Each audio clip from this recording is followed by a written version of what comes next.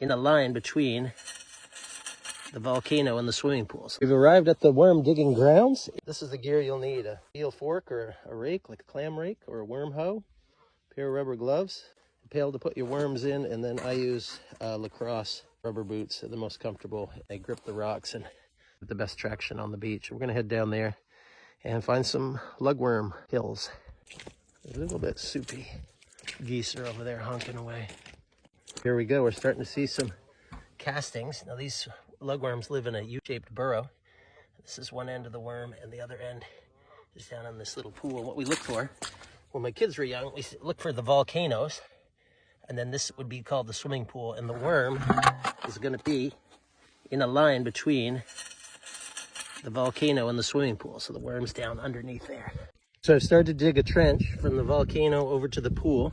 Made a few digs there. We'll dig a little deeper and then unearth the worm. I've unearthed the worm, and I don't know if you can see the very base of it right there.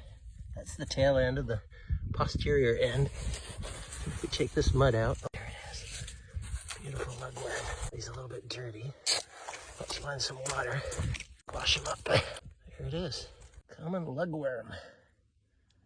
Arenicola. His mouth opening up.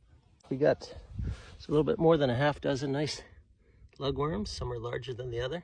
Interesting thing about these worms, they live in a tube-shaped burrow here, and this is the end that the castings or the poop comes out.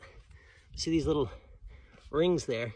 If a seagull's walk along the beach, sees the end of that worm, these worms can sacrifice their end, and it'll pop right off. The gull gets that part, but the worm survives, similar to like lizards or amphibians that will shed their tail in order to escape a predator. So that didn't take long, 20 minutes of digging.